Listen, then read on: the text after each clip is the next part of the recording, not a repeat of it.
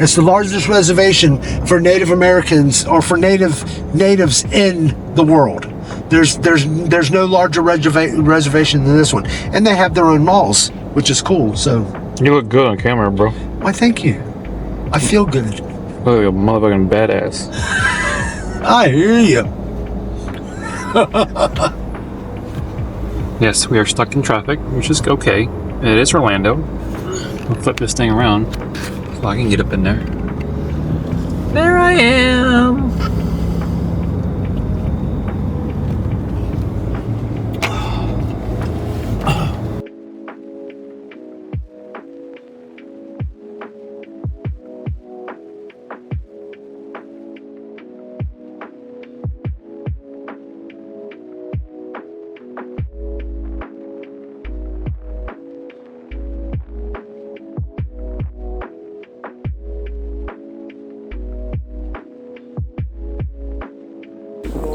Camping, Hawkins camp or Elephant camp or something like that. Maybe by this tree then? Just so we gotta walk away.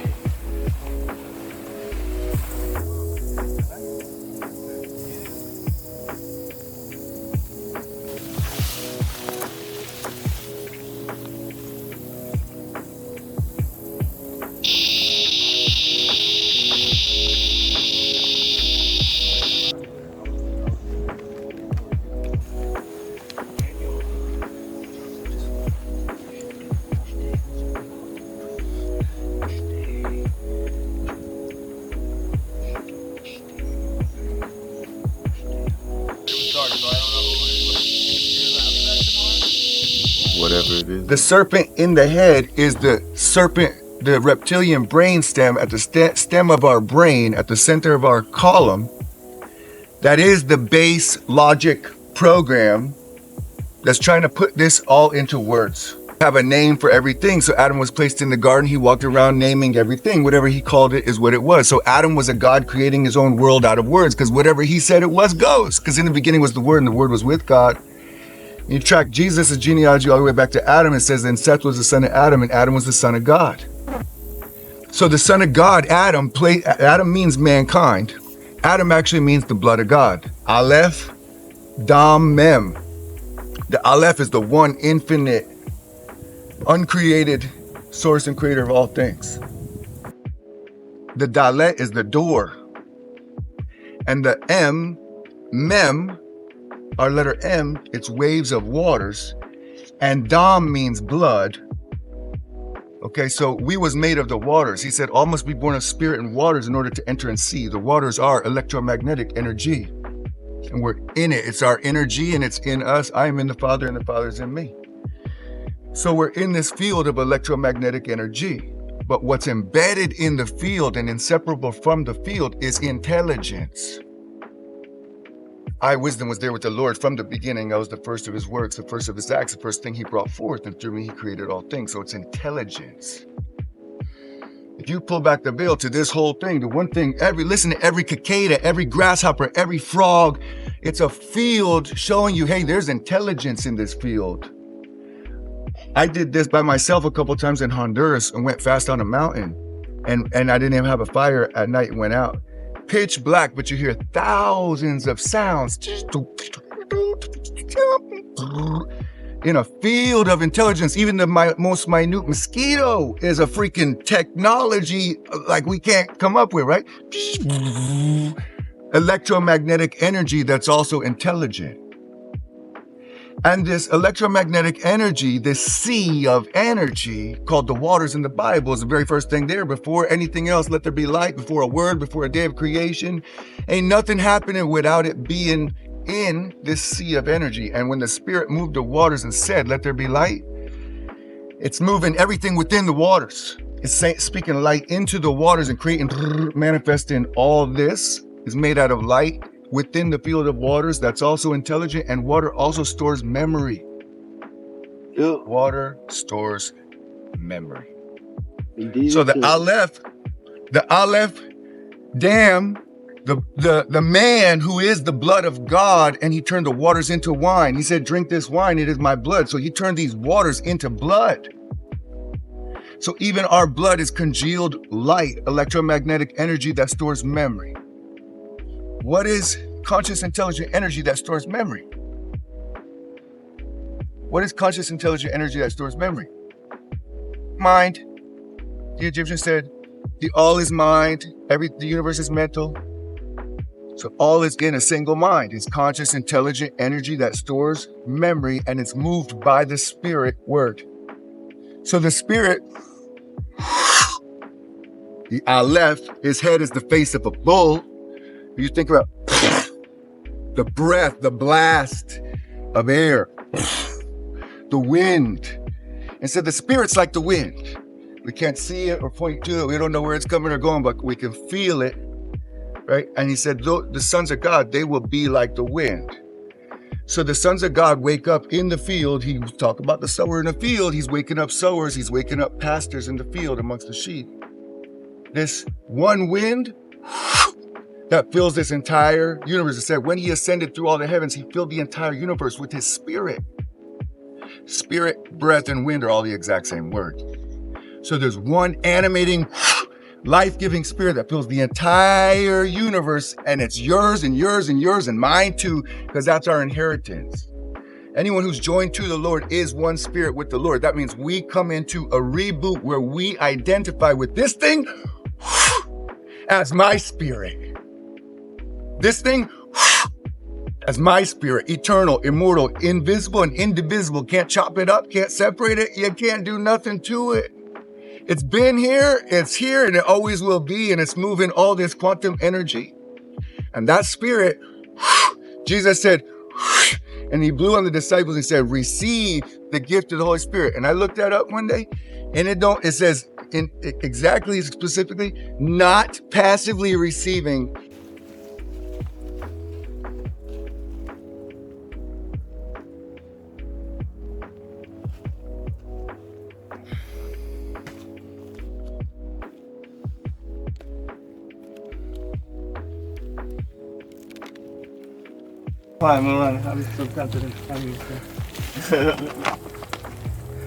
This is nothing but pure majesty right here. Do you see it? It's even a condo, bro. It's got holes inside of it. Bro, this is my little sneak preview into climbing the volcano. Yo, this one's easy to climb. It's got a seat. It's like a seat. Look at those two butt cheeks right there. I just laid down on it, and Paul filmed me laying on it, and I was just being in love with the field of energy around me. And the field that this tree puts off. This big, giant, 300-year-old oak tree is thriving in me and through me and on me and for me, and I'm giving it right back. Wow. Isn't this cool? It's what happened to the Mayans and how they actually walked through a gate of heaven, is what I call it, okay? They left this dimensional reality and moved into a fifth dimensional reality just by knowing how the field of energy around them worked, and they were able to do that by seeing the energy fields and everything, okay? And then learning how to manipulate that energy field to where they could phase, okay, into the gate and walk through the gate like the portal, okay? And it's beautiful because if you look at the treetops from a distance, you're going to catch a little white line around the edge. If you look at it long enough, you'll catch this little white line around the edge. Well, you're looking at the energy field. You start to work in that energy field and you start to perceive it even more and more. You start to see it in everything, in everybody, in every plant life, and just like a little beetle will walk by and he'll be glowing this amazing color because of the energy field that he's walking in and carrying himself. It's that torrid energy field that we all have. So Right, cool. So guys, we're here at our first Chrysalis Men's Retreat, and birthed out of a couple of nights of fellowship with some of the guys here that were at this gathering, and came from just sharing some stuff that where we're currently at, where we're learning in the spirit, and then it turned into the story of a chrysalis and a caterpillar, and then I realized that's the way I've been believing that God's doing with me for the last several months since I shattered my knee, and right prior to that, I started going through a powerful healing in my marriage. So these conversations, for me, they boiled it down to my body, my bride, my business, and brotherhood. So that's what we're doing out here. We're spending a weekend together. We got these hammock tents that are pretty similar to a cocoon or a chrysalis. If you know the story of a butterfly, how it goes into a caterpillar turns into a butterfly, but it weaves something that looks pretty similar to this shape. And while it's in that space, it breaks down its structure and form and what it was, and something brand new is formed inside, and then it comes out as a butterfly. So what we're doing with these hammock tents is actually got them to try them out and to send them down to Nicaragua, because these are going to be immediately available at our food forest in Nicaragua called Garden of God. And so we bought 5, but we'll probably get like a dozen of them. And it's pretty awesome little personal space that you could retreat from the world and just chill out. We have another campsite not too far from here where we're all hanging out and having meals together. But these are the Chrysalis tents. We're gathering them, sending them down to Nicaragua. There's a whole stream of backpackers and seekers and New Agers and hippies and people who used to have a relationship with Jesus and maybe not as much now. And it's our opportunity to invite them all into the garden and into themselves and disconnect to reconnect, or deconstruct to reconstruct. Oh, Hawk's over here too. Bro. Oh, you're all over here. Like, put all the tents right here. We got 1, 2, 3, 4, 5, 6, 7. We could do whatever y'all want. I just thought it would be cool to have an area like if we moved that table out the way for exercising, for doing the breath work. Right. Just had an area. Just like a clean. So, you know, we can have an individual session for everyone, but just send a group of guys to just go have a moment, and then we could come out after the hour, talk about it, decompress. And on my farmland, I want it to be silent, basically from like 8 to 8, or almost with the circadian rhythm of the sun. Right. Like once that sun goes down, this is a garden of meditation and contemplation. Like this is the vibe of the place. So if you're down with that, cool. If not the place for you. Right. So it's semi-monastery monk, right? So you're there to contemplate. Right, exactly. And then think about it. When you get up in the morning, I got barefoot walking paths through the whole farm that I macheted over years, bro, because I wanted to walk barefoot everywhere in my Garden of Eden. Exactly. So you're right there in live time with all these real living parables. Many of the parables from the Bible, which were stories that Jesus told, they can be demonstrated, pointed all around you. So you're inside of a 3D parable school and gonna get the breakdowns of what the things mean by you sitting in it and tangibly understanding it. Now it's reflecting your heart to you. Right. Earth and heart is the same letters, right? Just mixed up. So as you're looking at the earth and understanding how it works, if you'll let it, it'll reflect to you your heart and how your heart works. What you need to do to let it be what it should be. Right. Yeah. So lots of little parables in the garden. There's a lot in the Bible about the mountain, going up the mountain, going into the mountain of the Lord. Right? So all these things are symbols. And that mountain, out of everything you can watch down here in the created things, if there's going to be anything that in any way reveals or displays permanence, is a mountain. It ain't going nowhere tomorrow. Right. Things might change down here, even natural disaster, but the mountain, it ain't moving. Exactly. You know, and so to be able to start breaking down a mountain as a symbol, but then actually we're gonna go up, climb the volcano to the top. Exactly. So all these parables, you're tangibly experiencing lots of parables in a concentrated amount of time. And that will reorient your mind a little bit on how to interpret reality in the spirit. Yeah, and that's why I said the decompression allows it to fully process, like when you go to sleep. You know what I mean? Like you got to sleep to fully process all the information. I might have missed all the symbols and little nuances that God is showing me, you know what I mean? But if I'm able to have that moment. And journaling too, combining that with journaling. Like you print out custom journals, Chrysalis journals. Yeah, bro. Everybody gets one with their... Just write down what you're feeling, thinking, and believing in that moment. Okay, so the chrysalis or the hammock tents, if you think about it in a certain way, you see on the outside, you see visibility, right? So you see the nature, creation. So if you think about kind of in a symbolic way, getting inside the chrysalis is going into something, And when you go into it, now you're behind the veil of creation, okay? Whatever this visible light is that we know on the outside, when you go in, you're going behind it. So now you're standing behind the visible light. Somebody might see you from the outside, but they don't know what's inside. So now you're intentional and you're inside with yourself, but when you come in, you take away your visibility. And when you give up and surrender visibility, you're giving up thought, because you have a thought about everything you see in the outside world. You have a judgment about every single visible thing that you encounter in the outside world. So when you pull back and come behind visibility and give up visibility, you can't have thoughts about everything. So what's existing in there beyond your thoughts? What you feel, what you see, and what you hear before you decide what it means to you.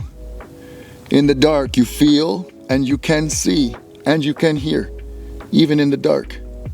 We close our eyes, we go inside. You stay there long enough, you can start feeling things, hearing things, and seeing things light in the darkness. And so this chrysalis is going back into the void of the darkness that's behind the veil of visible light of things seen and thought about. Going back into those primordial waters of being and experiencing, feeling, seeing, and hearing without the need to know what it is, to put a judgment or define it. To be able to go and feel, see, and hear divinity, right? And that it's happening inside of me. So then the chrysalis, the cocoon for the butterfly, he goes inside and he breaks down all the structures and all the forms back down to a goo, a primordial substance. So if you think about that's us, we're going in, all the beliefs all the thoughts we've formed, the belief systems we've structured inside of us, to go inside into a deconstruction process and allow them all to be broken back down so that we find that primordial sea, or that being that we were and are from the beginning, right? And this being that can see, hear, and feel. And so, the rest of it is between you and your source creator, man. It's not for any of us to tell anybody out here what they're supposed to believe or what they're supposed to receive or what the teaching is. But I know that if we set up the atmosphere and the environment right, it'll be conducive to the spirit doing its work, leading and guiding everybody into all truth. So we, as the stewards of the land, we're learning how to take the land in our hand and utilize it and create something simple and natural and organic that can help induce and inspire people's acceleration and expansion within of truth, freedom. And so while we do have some sessions and everybody sharing their heart, it's really about everybody going into their heart and being taught by source creator whatever the message is for them, right? So that's what this chrysalis is all about. Obviously, I just came out of my own one physically. I shattered my kneecap in 7 places in March, only 5 months ago. And now I'm walking and I'm about to start training and climb a volcano for my birthday in October. Part of that is from chrysalis, pulling back from everybody, unplugging. I did that with my family, but this is for accelerated little concentrated opportunity for people step out of their normal 24 and into more, in Jesus' name.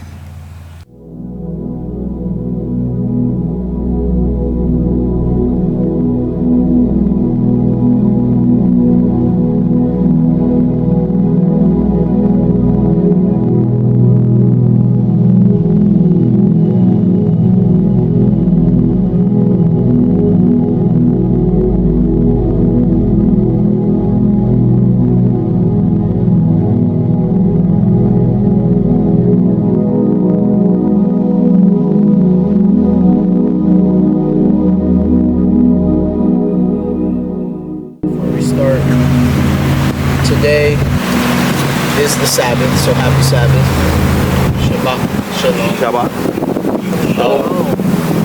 And I think it's fitting, since I haven't done it yet with you guys, I don't want us to forget that what gives us vision and brings us together is the Word. And the Word that we have got is from the Bible, from the Scripture. And of course, we've come to maturity where we're transcending and going beyond the veil and seeing the layers and layers in a single word, let alone a chapter, a book. I think it's important for us from time to time to share the actual scripture, because the scripture is seeds.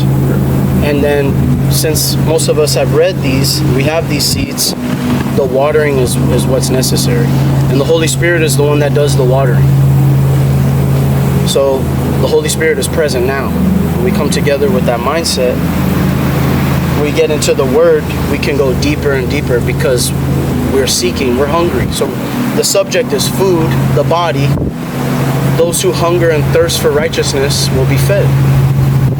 And that righteousness is that perfection, that lacking in nothing. Just like the earth has everything that we need, there's nothing on the earth that we're lacking of. Like, oh man, if God would have added this nutrient, everything, we got everything.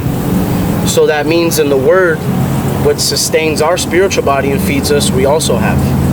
And we have it in abundance, and we have it in season, and we have it year round.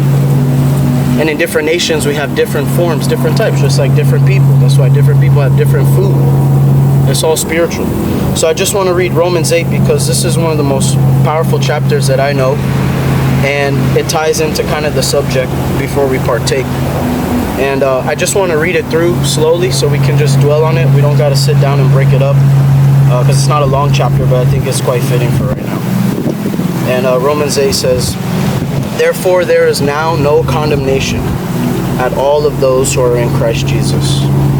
For the law of the Spirit of life in Christ Jesus has set you free from the law of sin and of death. For what the law could not do, weak as it was through the flesh, God did, sending his own Son in the likeness of sinful flesh, and as an offering for sin, he condemned sin in the flesh, so that the requirement of the law might be fulfilled in us, who do not walk according to the flesh, but according to the Spirit. For those who are in accord with the flesh set their minds on the things of the flesh, but those who are in accord with the Spirit, the things of the Spirit. For the mindset on the flesh is death, but the mindset on the Spirit is life and peace. Because the mindset on the flesh is hostile toward God, for it does not subject itself to the law of God, for it is not even able to do so. And those who are in the flesh cannot please God. However, brothers, you are not in the flesh, but in the Spirit, if indeed the Spirit of God dwells in you. But if anyone does not have the Spirit of Christ, he does not belong in him. If Christ is in you, though the body is dead because of sin, yet the Spirit is alive because of righteousness." We're not lacking in anything here, brothers.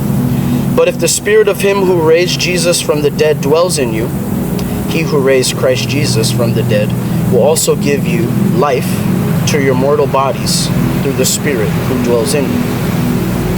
And this is the highlight. "So then, brothers and sisters, we are under obligation not to the flesh to live according to the flesh. For if you live according to the flesh, you are going to die. But if by the Spirit you are putting to death the deeds of the body, you will live. For all who are being led by the Spirit of God, these are sons and daughters of God.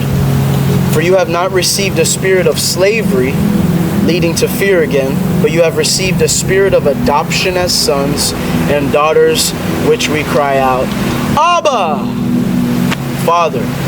The Spirit himself testifies with our spirit that we are children of God, and if children, heirs also, heirs of God and fellow heirs with Christ, if indeed we suffer with him, so that we may also be glorified with him. For I consider that the sufferings of this present time are not worthy to be compared with the glory that is to be revealed to us. For the eagerly awaiting creation waits for the revealing of the sons and daughters of God." It's one of my favorite passages. All of creation is waiting for us to get what we have right now and come into that fullness. Earth is waiting to submit and serve us. We have been given dominion. She's our bride. We are the body. It's just a web of connecting, seeing yourself in all these different titles and all this different relationship. Again, it's all about relationship. And what are we marrying? So creation is celebrating. Mark talked about the party going on right now in the heavenlies because we are gathering and fellowshipping. we are led by the Spirit, we are sons. And so I'll finish here. For we know that the whole creation groans and suffers the pains of childbirth together until now. And not only that, but also we ourselves, having the first fruits of the Spirit, even we ourselves groan within ourselves, waiting eagerly for our adoption as sons and daughters, the redemption of our body.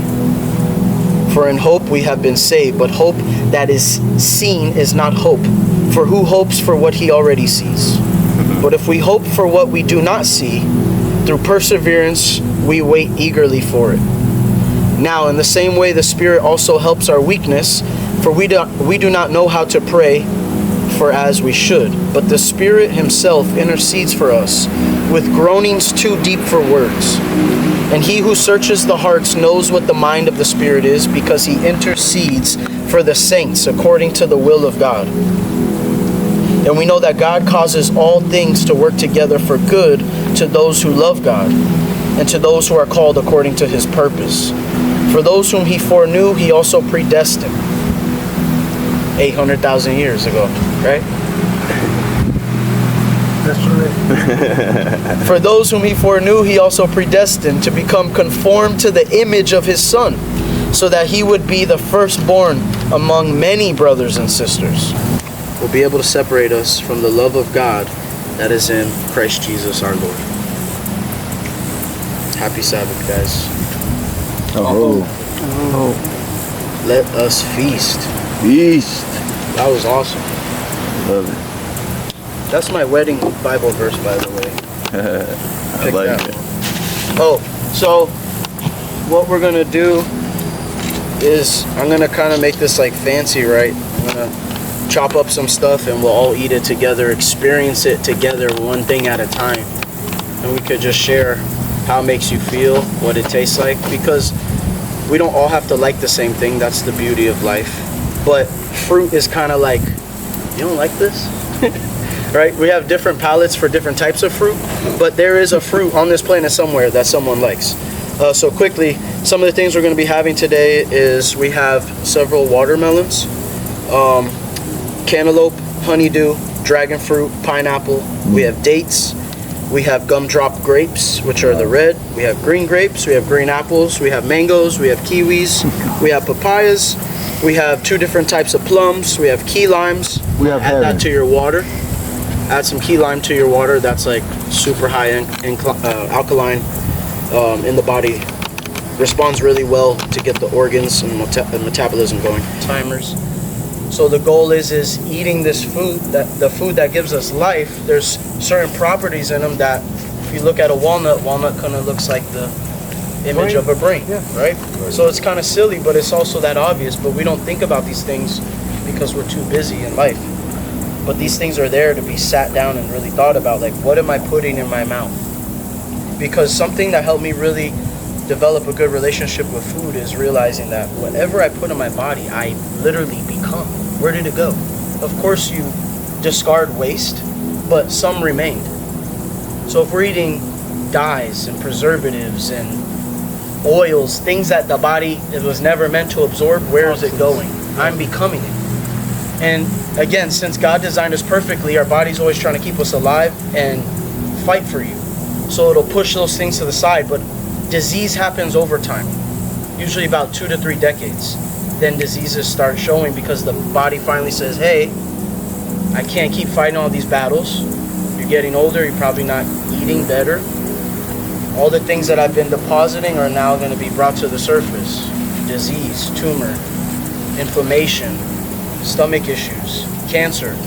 I beat cancer in 2017. All glory to God. Had some pain going on. Thought I maybe had pulled my groin. So I was lifting at this job that I had. One day I woke up, it was really, really bad. It was like down into my testicle. I went to work. Before I started my shift, I told my boss, I said, hey, I don't feel good. I think I have like a hernia. He's like, that's pretty common here. Go to our doctor. I was working at UPS. So I got there at 3 in the morning. There was no doctor open. So he's like, you gotta wait for them to open at 8 a.m. Drove right from there, slept in the parking lot. 8 a.m. I was at the door. That's how much pain I was in. See the doctor, within like 10 minutes of seeing me, he goes, dude, why are you here? You need to go to the hospital right now. what? He's like, that's not okay. You can go to the hospital right now. Went to the hospital. I was at the hospital by 10 a.m.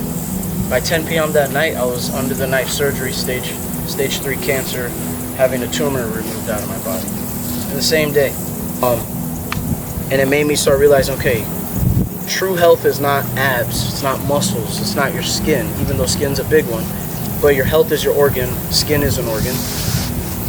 But your true health is your organ health. And we can't see that. We only can experience it. Now the body has signs, and I've learned to see those different signs because the body, again, is always for you. If you have a stomach ache, your body's looking out for you. If you have diarrhea, if you throw up, every time you throw up, your body's looking out for you. So we have all these fail-safe systems that we never got to connect with and understand.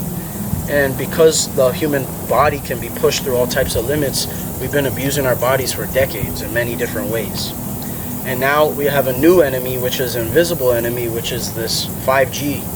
Frequency. The frequency. We're frequency. So if we're in an acidic state, in a high vibrating frequency area, manipulating everything going on in our bodies, we got all these things to combat with that we're powerless because we don't have knowledge, and this is why we fail.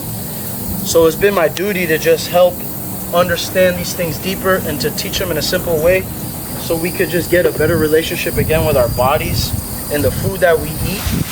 And that's my passion, man. I love it. So without further ado, we're gonna start with the melons. How about the shield that we build in that frequency?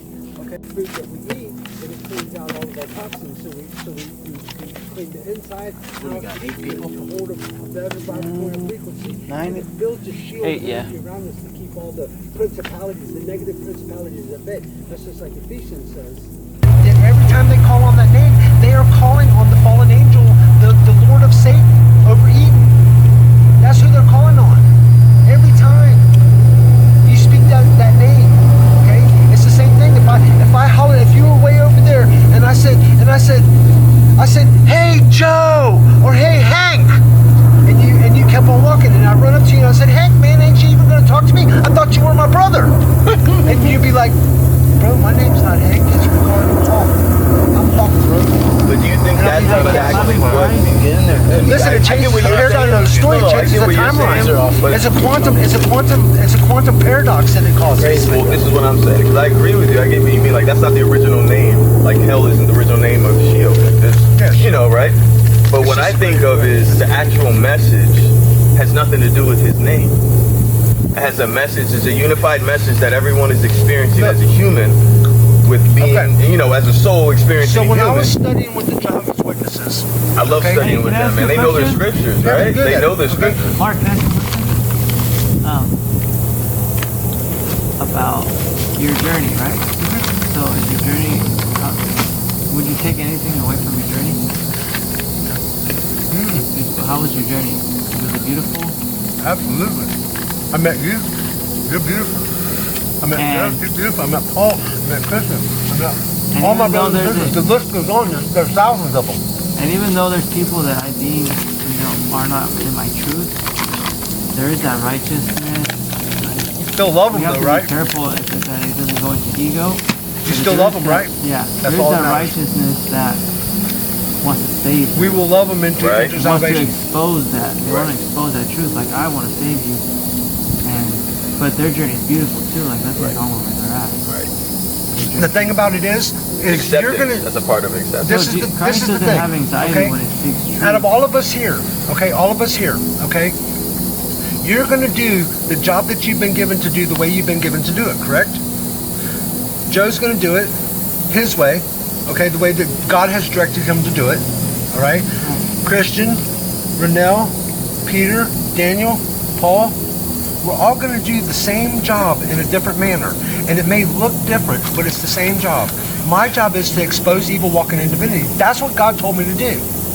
So I'm going to expose the evil walking in divinity. And if it happens to hit you in the ego or in the heart or in the mind or in the ball sack, okay, I still got to do what I was told to do.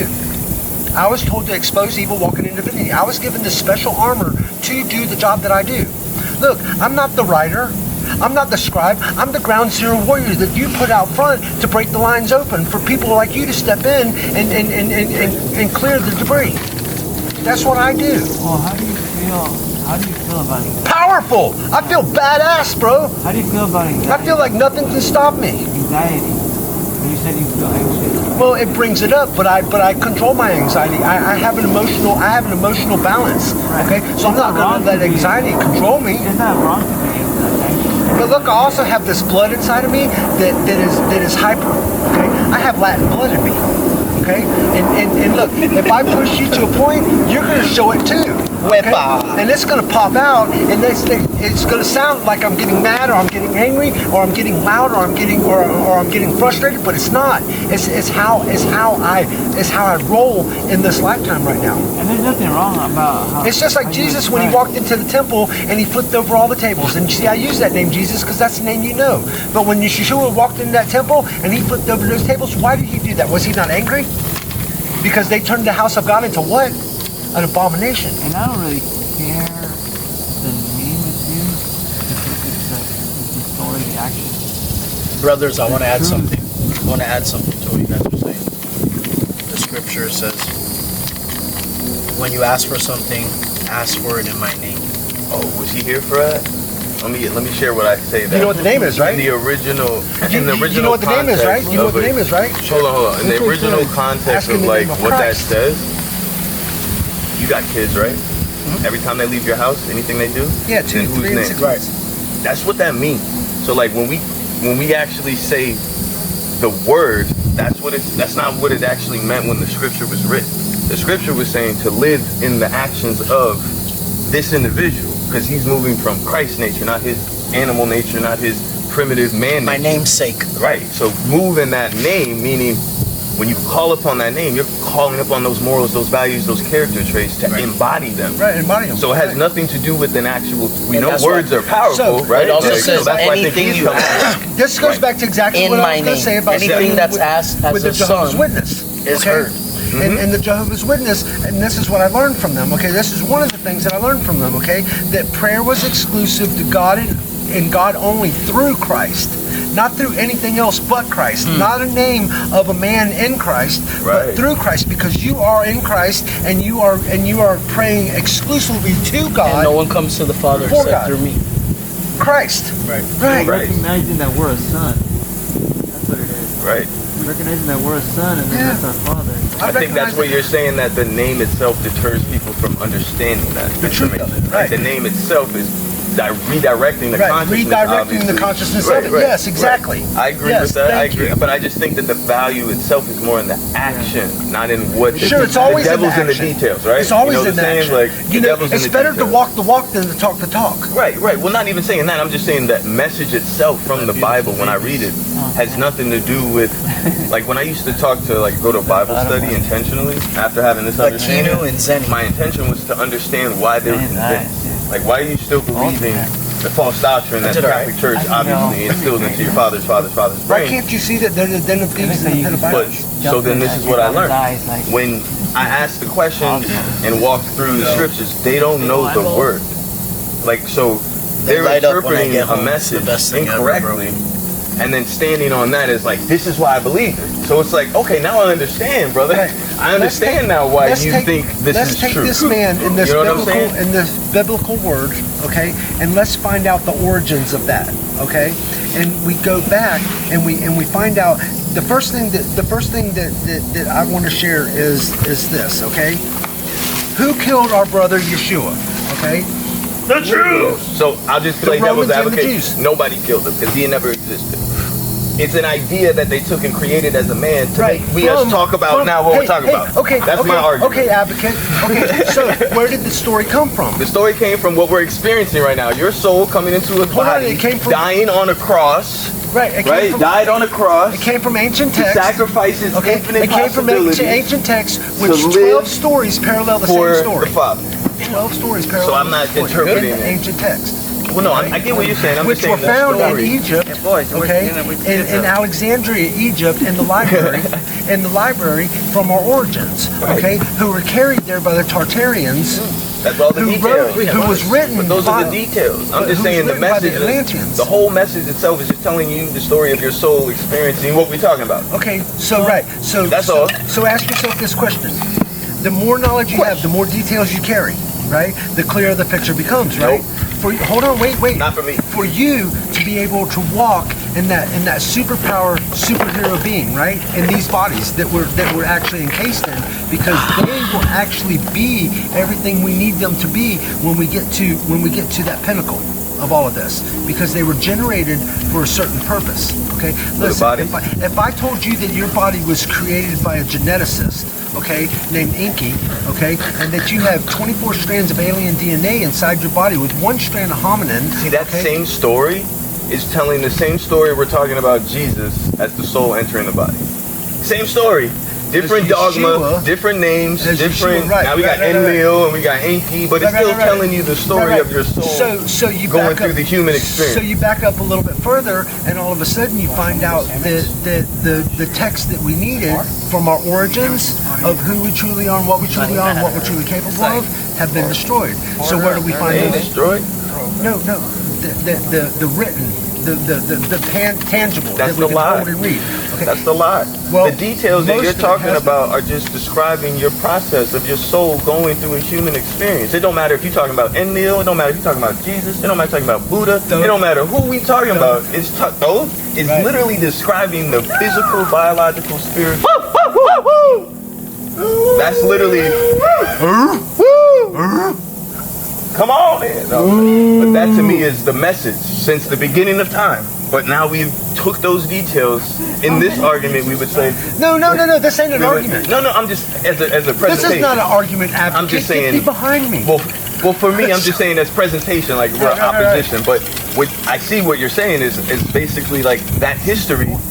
Obviously ends up into now what we're talking about today is the Bible, but when you go back into it, that history itself is still detailing the psychological, the biological, the spiritual journey that the human is going through. It's just different times. You get what I'm saying? So like the devil in the details. Everything you said is all in there. It's all in the ancient text. But there was some of it missing. Okay, that got Because destroyed. where did it start from? What I think it started from was not written by any man ever known. Okay, so on this planet. No. Nobody ever constructed it that is a human. Not an alien and not anything. It was already here. And we used it as a reference. The sky and the stars. Oh yeah, those okay, so no man created that. Nobody has that. So it's a sphere, but there's an ice wall that goes through it? No, around it. So is it a whole ball that's mostly frozen and then there's a little section up? I don't think so. I think that there's these ice walls that are genetic by that are genetically modified? no GMO that they're generated by the magnetic polarity of the sphere itself. Oh, like you know the crusties on a battery? It's like like the little shit that comes up on the battery, something like the byproduct of the electromagnetic field. Yes, of the electromagnetic field causes the crystalline effect. Right. So if you look how the sphere works, okay, it comes out, and when it comes out, it also there's polarities that come down like this, which will generate that crystalline effect in this area. So we get put in here to be watched over, okay, by the ones that are out here, who are being watched over by the ones who are out here, and so on and so forth, all the way back around Russian doll. What? You have seen a Russian doll? Yeah, just like the Russian doll, but in a much larger and opposite effect. See, because it goes all the way around to the same thing, and there's a lot more here than what we were ever told. That universe stuff and all these other beings and stuff that have been flying around for a long time. So we start to just imagine it for a minute, and then start to put it together, and then the theories that everybody's talking about, this theory's this and this theory's that, and this person says this and this person says that, but this one can't be right because if it does this and this is this and that, it's that. And then I started sitting about it, and I started thinking, dude, it's just a lot bigger than what we were told. And then somebody actually said that the planet is a lot bigger than what we were told it was. Then it all starts to make sense. But we do have a central, generalized sun, okay, But that's not the only one. There's several of them around the planet. But then around that, there's a bigger sun, okay, that we don't actually see because we're never in that alignment to see that. Yo, can I share something with you I think you would fuck with so hard? I got a tape at the thrift store about some African guy that came to America, but he was raised in like that culture. And he tells us part of his story. It's all about spiritual journeys and stuff, but a part of the journey, he starts to talk about the initiation at the like in the culture, and how it worked was all the little young 12, 13-year-old boys coming men, they'd get in a line, and the elders would stand with a lambskin, and they would do their thing and smack that joint, and the first guy would run and jump up, gone. What now? Like, bro, I gotta record it. I'll send this shit to you. It's so dope, but it leads to like what you were kind of about the inner, like a sun. So the initiation is about like this lambskin. The guys have the lambskin. It creates a portal, basically, right? Like that's what he just is describing. So they all get in a line. The first one, they tell them run, jump up, hold your arms close, and just land on the lambskin, and you go through. This is what he's saying in the initiation. So he's like in the line, like watching this shit, like what the fuck? Like okay. Then after a minute, they come back, they tilt it, and he comes back, and they got fire and shit all over him. He's rolling on the ground. Like a very, I'm just taking it in as like objectively as I can. You know what I'm saying? Like just trying to hear the journey, but it kind of reminded me of what you were just about to say. So when he says, when he went in, what he saw was like, he just fell down, like a falling sensation. And then all of a sudden, he grabbed onto something, and he was just suspended. And he could see this white beam of light with colors he's never seen before. Like he's never seen them in reality, but there was just colors coming off of it. And like that, like reminded me of like that inner sun that he was like observing. And then when they tilted, he's now going back up and flies back out, and then he's back falling on the ground just like the other people were. And like, that's why I say I ain't never had no shit like that happen to me, you know what I'm saying? But like just hearing that story off in some bush in the fucking, like that's what they're initiating them into as such a, you know what I mean? Like the shamanistic, but I always feel like that was what was going on in the word. Like it wasn't something not mystical like that either, you know what I mean? Like it was so real back in those times because we believed it, you know what I mean? Like it was we didn't have all the distractions and shit, but like when I hear that story, man, it really resonated with me, man. It was just like, and when you were talking about the sun and there's maybe another sun, like that's what I thought about. It was like, that's where that is, but it resonates on a frequency that emits all these colors and other things that it doesn't exist in the realm of, you know what I mean? So the way to get there, the portal, they opened it, they go in, and then they regulate it so that you can come back. Like he said, some of the kids never came back because they let go of it was like, he said it was like a handle. Like, because you're just falling, and they tell you, like, once you start falling, start to raise your hand.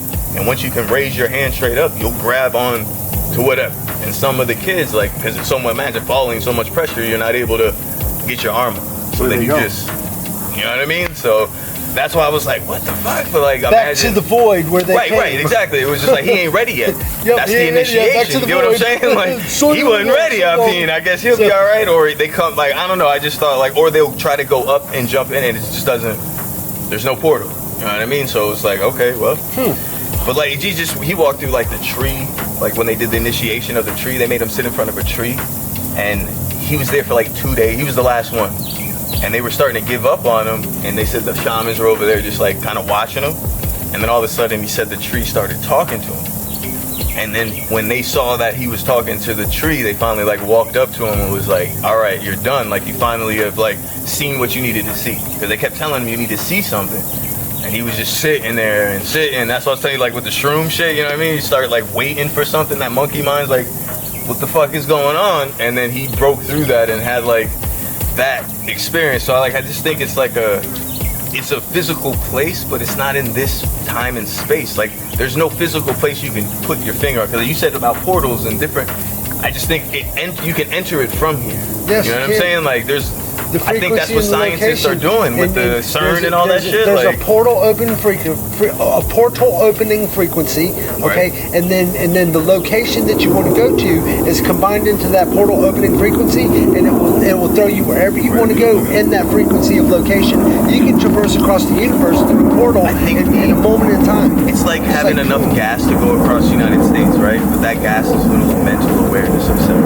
And what do you believe in? Yeah. Right? Like, do you believe, like you said, how do you believe you large can is fly? your belief? Right, How large right. is your knowing? You see, Right. because Daniel and I Right, talked right. about this a couple years ago, that the time of believing was over, the time of knowing was now. So everything Right. that we talked about, we were knowing that this was the truth, and this because it was articulated through the manner of the Christ within There's us. so much fruit, bro. Another watermelon, another honeydew, everything that we eat. That's why when I seen it, I was like, dang!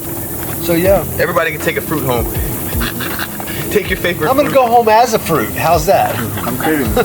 You're gonna be fruited out. Nah, man, there's plenty of it. So sweet. My old lady's gonna be like, she's gonna be like standing at the front door shaking her head, because I'm gonna have that look on me. I'm gonna have that aura about me when I walk up. You're And like, she's oh, just gonna be yeah. like, oh, here he comes. What am I in store for? You remember when we first got back from the first gathering that April went to? And we got back home, and for like 3 days, she was like, and I'm outside making a video. I had my rain shirt on, and I'm outside making this video. She didn't want to be there, but I talked her into being there. And the first night, she was like, oh, I can't be here with all these people. I got to go to the motel. We stayed in the hotel. Yeah. So the next day we come back, and when we came back, like just a couple of people that were real subtle approached her and said, hey, how you doing? Come on in and sit down. And they started talking and made her feel comfortable to be there. And so she went through this grand experience of divinity itself, okay? Just like encompassing her and holding her and caring for her and treating her the way she needed to be treated in that moment. And when she got home, she was like, oh, and I'm in the backyard and I'm making a video, and she runs out the back door and she's like, hey babe, and I'm like, oh, there's that little redneck in her. She's all jacked up on source energy right now. I got the video, and it was crazy, but it was so Merkaba. cool. So. You ever see the Merkaba in a watermelon? Yeah, the Merkaba. Yeah, that was dope. Hell yeah. Geometric pattern. The message is everywhere. It is. It's in everything. That's why I remember I was telling my boy the other day about my first mushroom trip, and you like the grain of sand, but like the first, like my perspective, like visually, at first it was just like my monkey mind. I'm waiting, right? There's nothing happening, and my wife had a little bit of weed, so I just hit a little bit. Then all of a sudden it happened. I shrunk into Bam! a grain of sand, and my perspective was like close up was just sand, but I could see it clear, and then the background was like the blurry picture. So like afterwards, I have a picture of it because I took it. 'Cause I was like, I have to like try to show people like what my visual was. That's how I knew I was tripping. I never did shrooms before, so like when I saw that, and then I'm back like this, and I'm like, yo, that is not me. Like that is a shroom. But like after that whole trip, when I explain it, I always say it was like a lesson of like the shroom, like a professor in front of the class, and like you're here and you're trying to catch, when you're tripping, you get the trail. Yeah. And he was like, you're trying to catch this. The entrails. Yeah, but the reality we exist in is the entrails. The attractor that it's actually creates showing that. you parallel reality that you're moving through at the time. Right. But it was like, you're not going to consciously catch what's creating this physical reality. So just enjoy it. Yeah. Embrace it. Yeah. And just know that we got you. Like, it's all good. And that's the way I describe Watch the happenings take place, right? Yeah, like the whole trip was just that. After that, the whole trip was trippy, but like the underlining tone, it's like I describe it like a professor literally is just saying, look, man, like this is the equation, but you're just never gonna your brain can't grasp it. So like this life that is trailing behind this attractor that is creating it is giving you it all to figure out in that way. You know what I mean? In the simple way, like, man, know thyself, you shall know the universe and gods and more. That was my first trip. Man shall know thyself. Right, and my first trip was an acid trip. Okay? And I did you get the real shit? waters. You got the real shit though. Like good shit. I was gonna say, yeah, you just it was Doonesbury Blotters. Okay? Oh, with watermelon. It was a little square pad. It was a little square pad that had Doonesbury cartoon on it. You want some? Maybe a piece. You want some? I've eaten so much. And I'm about That's the half of the one I mean. Floating in this one. It's flowed. Thank you. Is that too big? No. So yeah, A little bit simple. You had the real shit. Yep, it was good. Anyways, and so I took this blotter, okay, this little square, ripped off the sheet. Right. And I put it under my tongue. Never did it before, so I was being coached. Okay, had like 15 of my friends around me that had done it before, so they knew what was about to happen. All right. Right. I didn't. I had no clue. Okay, I seen them tripping before, but I didn't realize what was going on in their minds. Okay, so I took this thing and I waited. Probably about 20 minutes. Something went like this, and I went, hey, I think something's happening. And they're like, yep, here it comes. And it went, and then all of a sudden I'm like,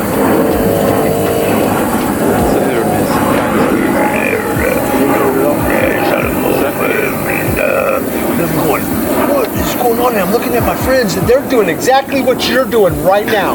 They were laughing, and their faces were melting and morphosizing, and the crazy shit. And I'm like going, oh, I'm not ready. And my friend said, hey man, They were tripping off you. And I'm like, beer, yeah, beer's gonna help. Beer's gonna help. So I grabbed the beer and I'm fumbling with it, and I'm like, I can't open this beer, and I'm like, it's okay, I got this. And so when we don't need to do that, it can get everything it needs and cost us no expenditure of energy, which makes it build up more in the field and go to your other organs for regeneration and healing of everything in the body. And this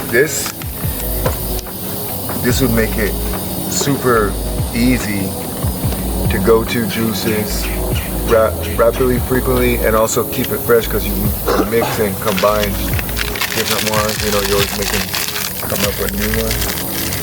But anyway, so we'll mix up, drink, and Just mix a little bit. whatever. Everybody can pick what they want to put into it. I want some digest. Whatever that digest is. Aloe digest, what's that? Oh, aloe. Ooh, I like aloe. It's like a citrus flavor. So you got fruits, and then you got like green juice, and then you have something a little bit more neutral. She told me one thing. She said she don't recommend people mixing grains with the beets because it kind of overrides the beet taste, and you want that. This is a really good. So, Yeah. Oh, so you mix them so I can put like the fruit bio with the aloe. Yeah, make whatever you want. Oh, okay. This is not really the best, but it's what you take before you work out. Bro, you didn't Like if you don't want to drink coffee in the morning. Word. That means you jacked up. Yeah. Clearly not biting. Okay, so then, yeah, I would. That's all I would like. Bio fruit. No. Bio fruit with aloe digest. Whatever that is. So that's just like a mixed fruit, right?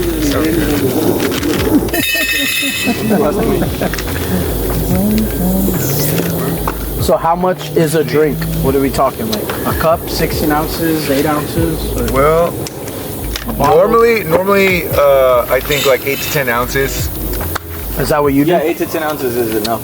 It gets pretty Do I need heavy ice, you said?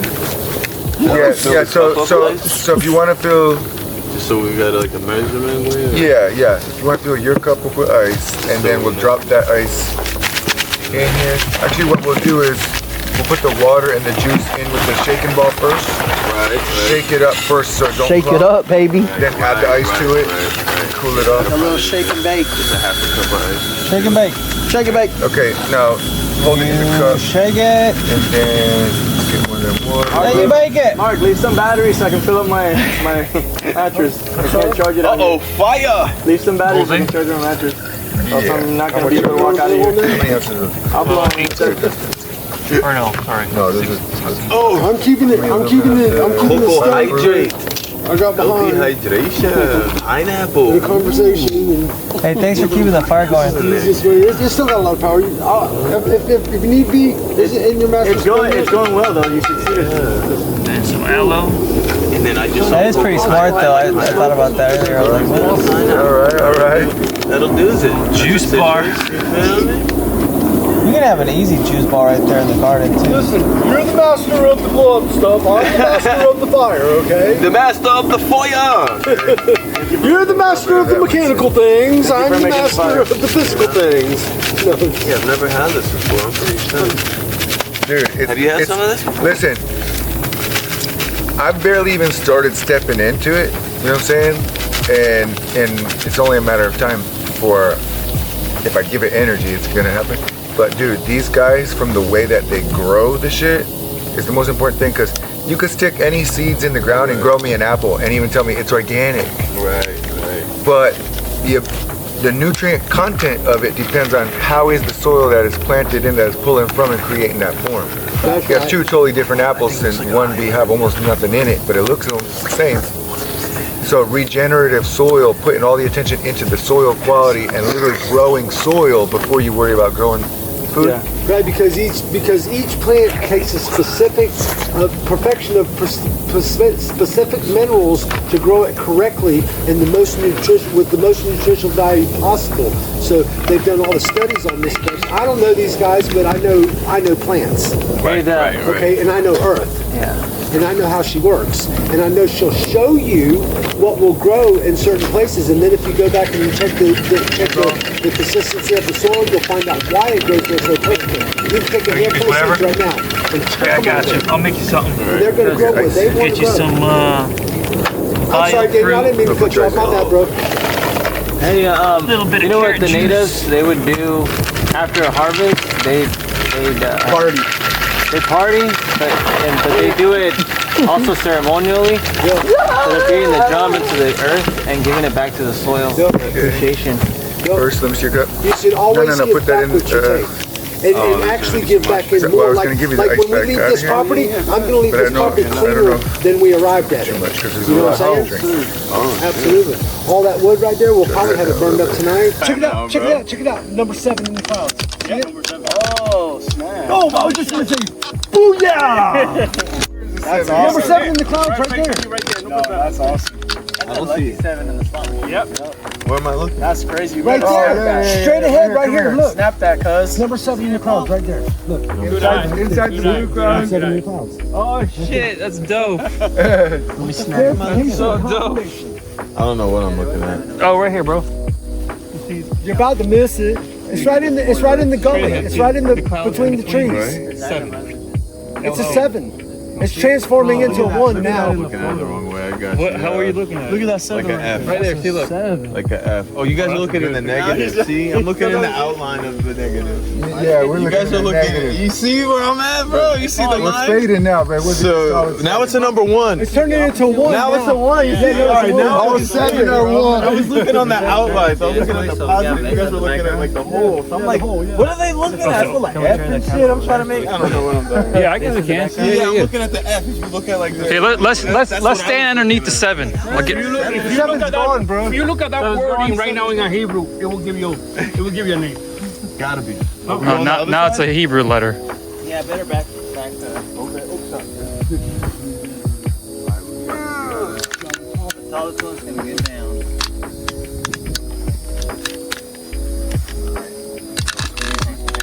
Oh, squeezy. You got the down squeezy leezy. Fusing with my bros. You should have told me I would have joined you in that book. This is all video, so I'm just gonna take This is all video, so we can actually move around and do some things. Yeah.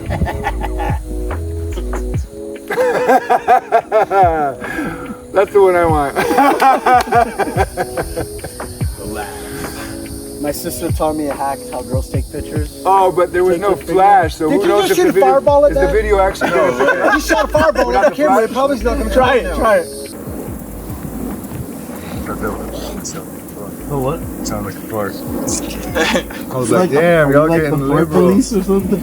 Liberal. Dan's like, you heard that fart? No, I'm just I'm watching each time. Heard He's that like, he goes like this. I'm watching him slowly lean back, and it's like. She good? The Rumpelstiltskin? Okay, so we went from food, cooked food, raw food, to juices.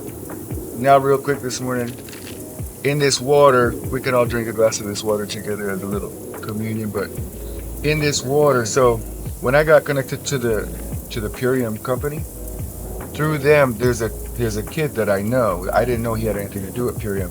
I knew him from. Do you remember like Andrew Bowen? Yeah. I think I connected with him through him somehow, and but he's into permaculture. And so when I broke my knee, he reached out to me. He's like, because he shattered this bone down here last year, and so he opted not to do. And so the Age of Aquarius really is about us coming out of Earth. It's not that we're not connected to the Earth, but we're realizing that the minerals in the Earth are a tiny, tiny part of what our body actually is, which is water. And so to wake up to what is the nature of water, right? And the easiest way to understand what's the nature of water, when they put it in the Petri dish and you look at speaking words or writing words to it, it responds and it reacts differently to different frequencies and words, right? So it's conscious, it's intelligent, and it stores memory. And so when we understand our body is conscious, intelligent energy that stores memory, we start behaving different because we start having different types of thoughts.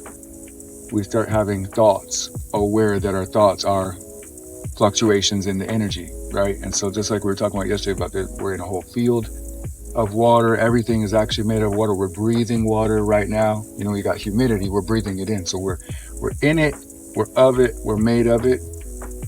And so understanding water and coming into a relationship with water actually is the mother of changing everything in your life. Because like I had a Paul to talk about, and we'll just ask him just to share for a couple minutes, but about relationships, right? I said one of the things is body, bride, business, and brotherhood.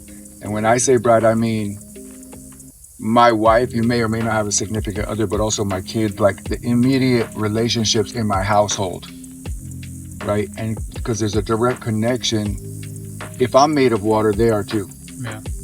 And if the way water reacts and responds is to words and tones behind those words, then that's the way my wife and my kids respond to my words and the tones behind my words and what they're seeing. And then ultimately, beyond those immediate relationships, and all relationships are like that really, but this whole field right here also reacts to your words and intentions of your heart, or the tones behind your words, your thoughts, even if nobody else knows. So like coming into a relationship with water and understanding how water reacts to us, it reveals everything to us about our significant other, our kids, our friends, and why you keep getting the things that you're getting in this reality, because it's all the exact same principles. It comes down to your word and the frequency of your word. And if the Father is a word, right, on his leg was written the word of God, then ultimately all of this is just to make us become conscious of and accountable for our word, to become perfect as our Father in heaven is perfect, to become a perfect word, to say what we mean, to follow through. Like who was saying, Hawk was saying about, feeling double-minded sometimes about saying things and not following through. I can relate to that. So about becoming perfect, if we say something, it's because it's the truth, it's what we're going to do. And if we say something, we can expect for it to come true, because we understand we are creators and we're creating with our word, I want you to share a little bit just about maybe what you've been going through with your wife, or just relationships in general, because we're all in relationships, Yeah, so I'm going to practice concising what I want to say, because I tend to drag things on. You one thing Aquarian, that, you. Huh? You Aquarian, you. Yeah. One thing I'm want to practice is I don't want to be the type to teach, because when I get in that mode where I'm teaching, I feel like I'm doing it from ego. So in my mind frame, like I just want to share what I'm experiencing, right? Because when I share it, and it's like, okay, I'm only talking about what I know I've experienced and it's true to me. But if I try to teach it, then it's like I isolate into this like egoic self where I'm like trying to tell you how it is, and I don't like that. But the last 24 hours has been very interesting. So one of the things that happens to me is when I don't get enough rest, I go into this like brain fog state. And when I get into this state, it's like I literally get dumb. And it's because my mind is just like constantly going, and when I don't sleep, the next day my whole system is fucked up. And I left my wife and my kids about 6 months ago. Well, I got kicked out, but I took the opportunity to work on myself. But within that 5 months was the first time I got to really spend time with myself, you know? I didn't realize I was really sick. I was really sick. It wasn't at least about a month ago I realized I had some autoimmune stuff going on in my body where I wasn't releasing any toxins. I was eating all the right foods. I've been on Purine for about a year now, and I lost a lot of weight. I've lost about 40, 50 pounds since January or whenever your last gathering was. But I knew that I needed to like get rid of all the stuff that was causing me all the pains, and Purium pretty much helped me get there. But even then, like I wasn't absorbing any of the nutrients because my stomach wasn't absorbing anything. So I was literally drowning in my toxins. And that was going on, like, you know, because I've been working on the mental stuff, the emotional stuff, spiritual stuff. It was the physical was the hardest. It was the body, right? It was the very last thing that I didn't really give time and energy into. But God made a way where my wife and I separated, and I was forced to go back to my mom's house, spend time with myself, the bride. And this last 4 or 5 months has been like the best 5 months I had, because I found out about my body. I found out about how I worked. I found out about everything that's going on. I mean, I even started studying the cells and all these different parts of my body, and I still don't know what I'm talking about, but when I look into it, I get it. And one of the things that bears witness to me is visions.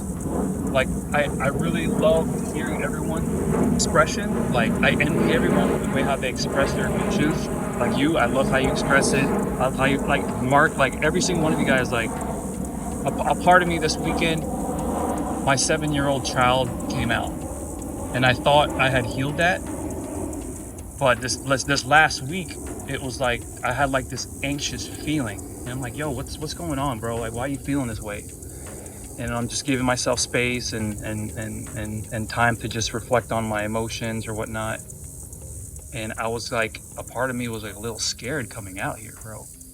You know, because like, you know, my whole intent was, you know, Brand, I had another buddy of mine. Brand was supposed to be here. He's the one with the equipment. He's the one with everything. So he wasn't able to make it. And so I'm like, fuck, man. Like, I don't really have anything. I mean, this was my wife's camera, and I had to use my, you know, I don't know anything about filming. I mean, I do a lot of stuff on my phone, and I do great in it. But as far as like production wise, like I'm very novice at that.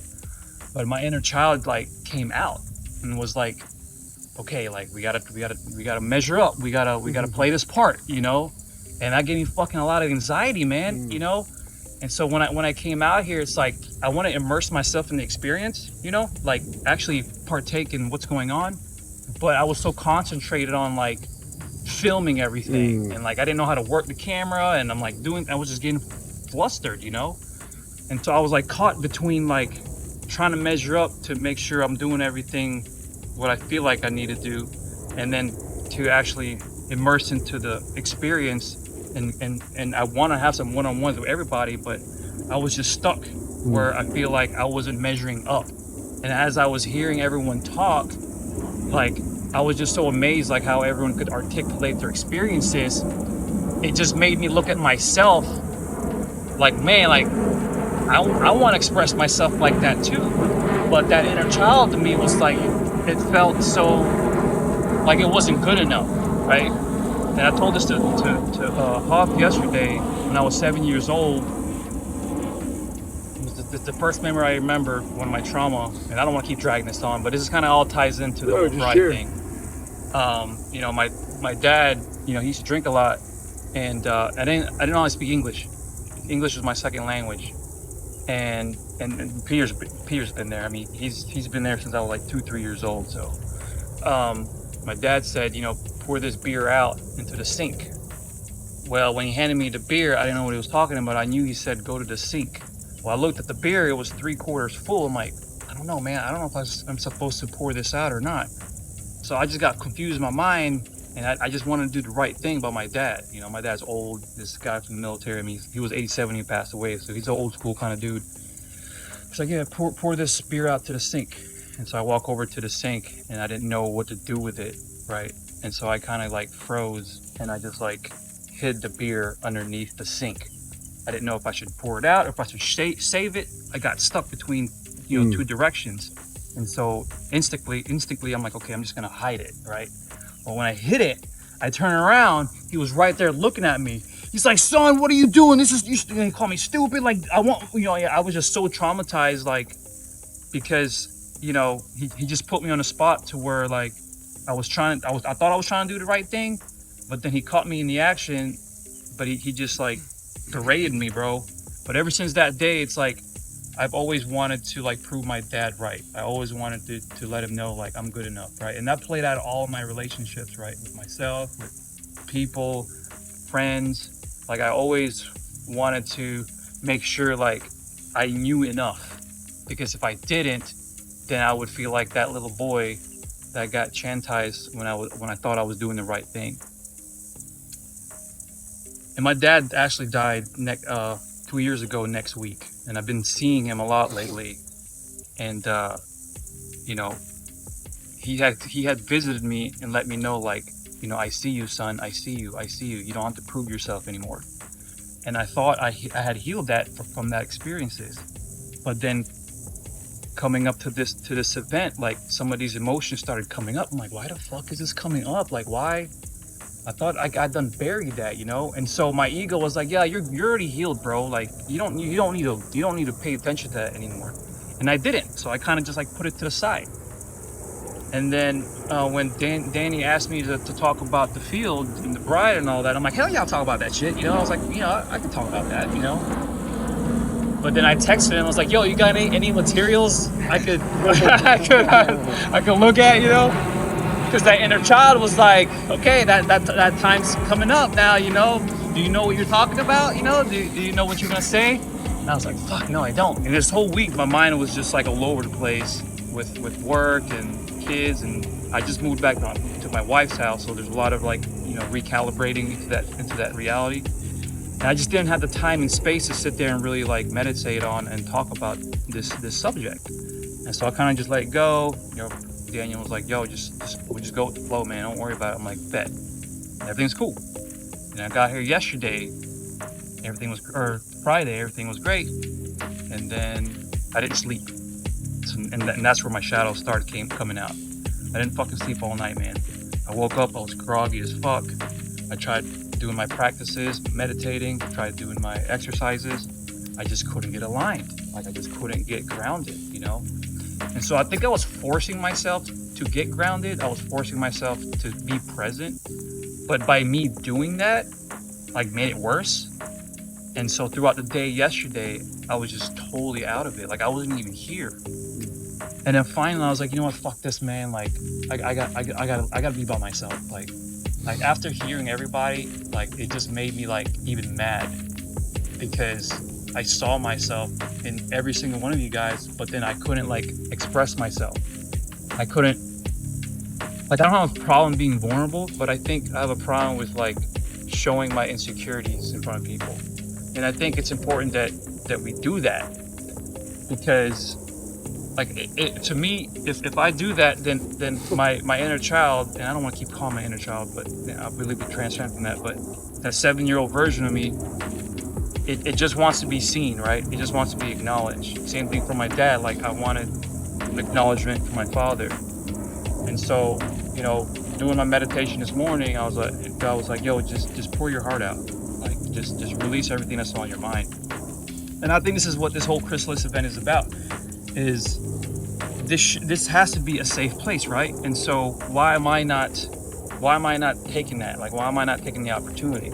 Oh, because you're here to fucking film. You're supposed to do this. So I have all these, like, expectations and standards that I set for myself, that I'm not even, like, doing the thing that why we're here, you know? And so I took off, you know, 8 o'clock, 9 o'clock last night, and I slept in the Chrysalis, bro. Oh, really? Yeah. I slept in there and I was just fucking crying my ass out. I was, like, forcing myself to cry. And it just wasn't enough, and then I passed out. And I woke up, I just kept hearing this fucking animal. I'm like, fuck, dude, what's up, bro? And it just wouldn't stop, and I was just tossing and turning. Like, I just want to go to sleep, and that's what it is. Like, when I get rest, I get alignment. Like, everything lines up. But when I don't have rest, it's like everything fucks up, man. Like I have intrusive thoughts and like I can't think clear. So I woke up at like 1 o'clock. I'm like, okay, cool. I go up to the campsite. Everyone's still awake. I'm like, should I sit down and kick it with them? And I did for a little bit, but I was like, nah, I can't do this. And then I went to bed. I went to bed. I woke up. I was feeling refreshed. I was still feeling a little groggy, but I told myself, like, bro, like, something's got to happen, bro. Like, today's the day you leave. You know what I'm saying? Like, something needs to happen. So I took a walk out to the truck. I turned my music on.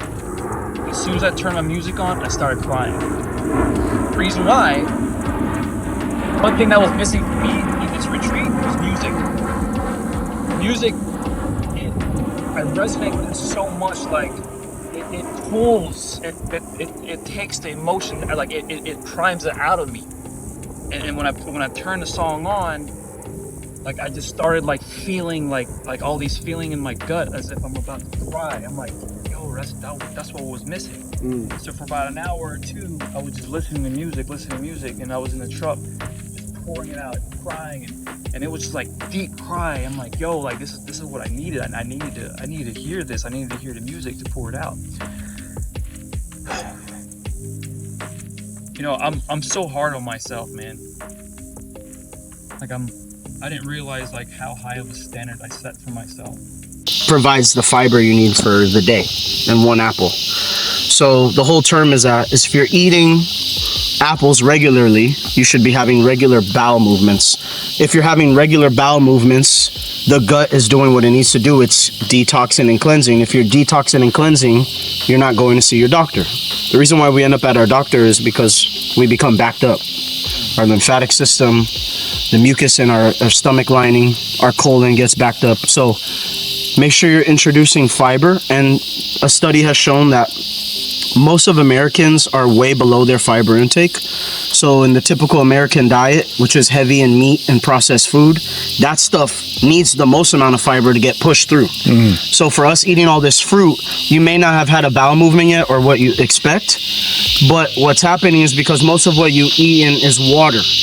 And because it's so dense, the body's absorbing it. So there's not a lot of push and pulp and material to push it through. But if you continue with it, there's this buildup right now happening inside of you. You're going to get a good release in the next couple days. So be wise in these next couple meals that you have going from today. Make them closer to whole foods, and your body will honor what you did to it this weekend with the water, the juicing, everything, because it's all in there. But the beauty is, since it was so dense in water, we pulled more and we absorbed. So you want to be absorbing what you eat, because if it's going in and being eliminated and being instantly turned to waste and being pushed out or getting stuck, now you've disrupted the whole system. And the body, we talk about relationship, that relationship with your body is, it takes care of you when you take care of it. So it's a beautiful relationship that I've matured over definitely tenfold in the last several years, more than ever before. Outside of exercising, outside of even eating, just listening to my body. Which I wanted to add quickly, something that we can all practice that I guarantee you will give you results, whether it's losing weight or having less brain fog, falling asleep better. Start monitoring that first sign of when your body says you're full and stop eating. Because of how we're raised, you know, me in the Spanish Latin culture is you eat everything that's on your plate. You don't throw away food. It's disrespectful. Even, why didn't you have seconds? Are you mad? Is it not good? Right. So what I've learned literally the last year specifically is when I get full, it's time to stop eating. And by just honoring that, I've kept my body in a place where I've had the least amount of bloating, least amount of stomach issues, you know, all that other stuff that gets nasty. We all know the experiences. But just honoring that is knowing when enough is enough, and your body will be happy and do its job.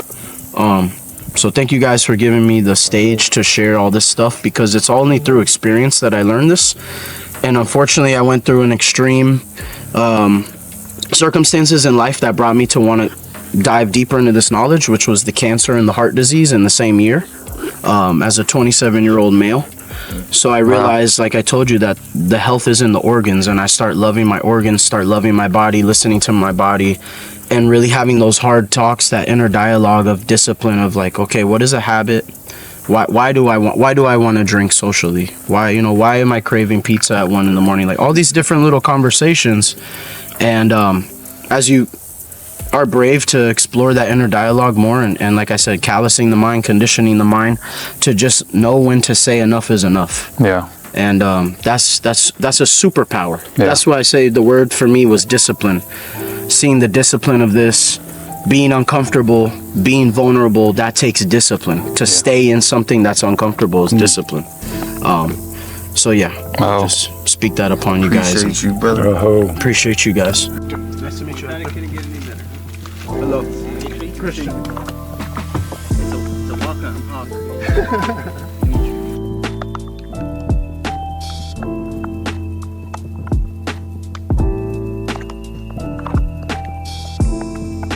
What's your name?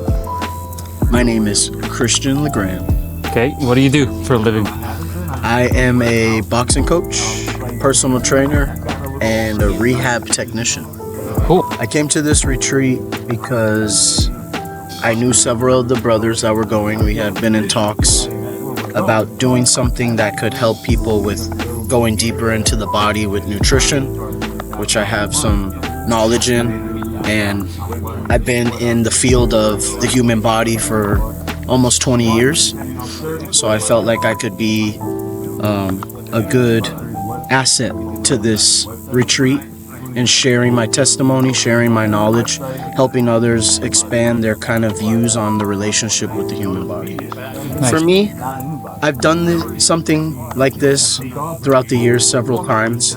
So it wasn't that it was new, but it was refreshing.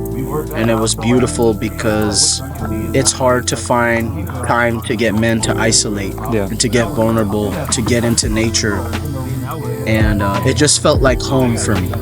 Yeah. It felt like I was at a place where I needed to be. Kind of everything else had drowned out. Yeah. Now, what do you see the potential of someone coming to these retreats? Like they don't even know anything about stuff like this. Like why would someone join these retreats? Well, I think first physically, the ability to take a break from the hustle and bustle of life is profound enough that most people don't experience or won't ever experience, just the way the pace of life continues to go. So I think physically it's beneficial to come and detach. We try to stay technology free. Candlelit fires, campfires, eating food that didn't need to be cooked. So just that change in your routine is already going to set something off. And it's going to be good. Mentally, I saw a lot of brothers open up and expose things that they wanted to share or been concealing, and doing that, revealing. Someone could benefit huge because maybe even in your own home you don't have a safe place to open up. That's right. Or a place to share these things that are on your mind. So being around other brothers where we have open arms, that's only going to benefit. And then spiritually, the spirit moves. Yeah.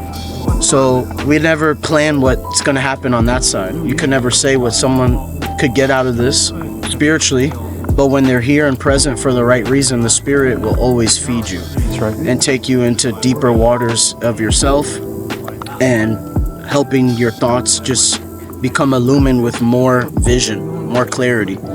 So I think full circle, this benefits someone in every aspect of life. No matter if it was just a weekend or a week, we build it up to a week, a month. This should be done periodically throughout the year for every human, because we need these resets. That's right. And to me, the word that comes to mind is release. That's good. I love that. Good shit. That'll be my opening right there. Yes! I am Rainiel. I came to this retreat because on my personal life, I spend a lot of time alone. So I could find ways to go out to bars and meet people, but they're not people who are spiritually minded or let alone men who have families and kids and know what it's like to carry weight. Yeah. So I came for that. I came for the refreshing of a spirit. Because getting to hear everybody speak, even though this weekend I didn't speak much, and I did get to rest a lot, which was worth it. I got to hear everybody and reflect, and it reflected in my mind the things that maybe I've been stuck in or in a loop because I haven't had another opinion or another perspective which is needed. So that helped a lot. And yeah, that's the reason I came. I came mainly to listen. Not just like to everybody, but to listen. Like, all right, what have you been saying? What have you been doing? Yeah. How does that reflect and reverberate off of others who have heard it? So, yeah, that's why I came. If someone came to you and asked why should they come to this retreat, like what do you think other people would benefit from joining something like this? Safety. This is not a place, this is not a situation, or hasn't been, or wherever I attend in particular, especially with my brother, it's not a place where I should be scared of being myself or expressing anything I need to express. It's safety. Men, I am not speaking for anyone else, but for myself, in my life, I see a lot of men suffer, and I've seen a lot of men die, purely because they're not women and they don't get, automatic attention. Nothing against women, it's just men simply are hurting out here and they expect them to be masculine, just stand up and be strong and do this and do that, and the ways that I was raised. And there's a difference between knowing what you have to do and having the strength and safety to do it, or where you're not going to be punished for your failures. We get punished a lot, so we carry a lot. Like if I implode my life, my kids suffer, regardless of relationships I have or don't have. If I implode my life, even if I don't have kids, my parents suffer. There's someone who will suffer, even if I'm just the person on the street who doesn't have anybody. Someone will notice. Yeah. But safety. Think of whatever your safety is, and if someone's not providing you that safety, bring it up, because you're safe there to do it. That's the point. Because that person who's trying to take that safety away needs that. That's right. So. Wow. Yeah. Thank you, bro. Thank you. I'll be catching up with you because I really want to do that juicy thing. Okay. State your name, sir. Hi, this is Peter Miller, Jr. Because you're like my dad's. Why are you here? First of all, I want to thank my childhood friend, Paul. Yes. Because without him, I wouldn't know about this event. And I came here for the experience, to break the habit of doing the same routine every week. And so, yeah, now I'm here. Thank you. Oh, you should go to this retreat because you would learn a lot. Like for me, I learned about nutrition. I learned about the proper breath work. So it's about fellowshipping with like-minded people for growth. You can learn this online, but the experience is the immersion here is very authentic. It's a safe place. You're in the real camping ground. There's a wildlife. We saw snakes. We saw deer. We saw big spiders. Or we're in a camp. So it's an immersion. That's why I encourage you to be here next time. If there's one thing you would like to say, what would that be? Yeah, keep loving yourself, keep improving. You can't control your outer world, but you can definitely control you.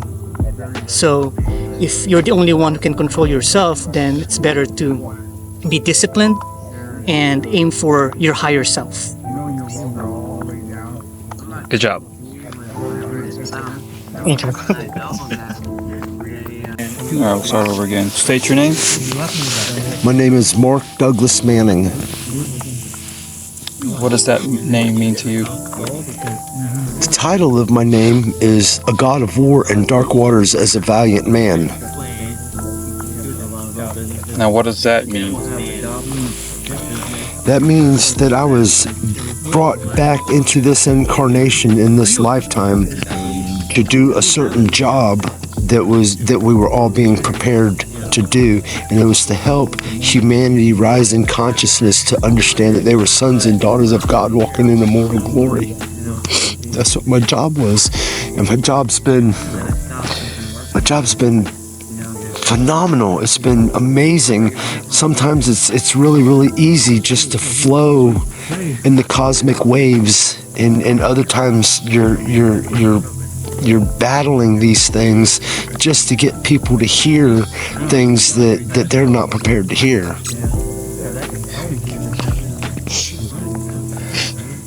This weekend's been a prime example of that, you know.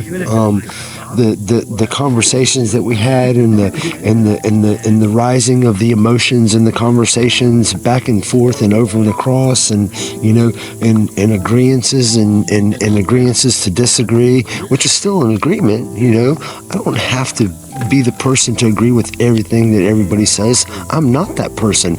I'm the person that says, well, that's not the way I see it, and if that's not the way I see it, then I'm gonna explain to you the way I see it. And sometimes my explanations get pretty elaborate because I really want you to feel the whole. I want you to be immersed in that field of my understanding of how I see it, you know.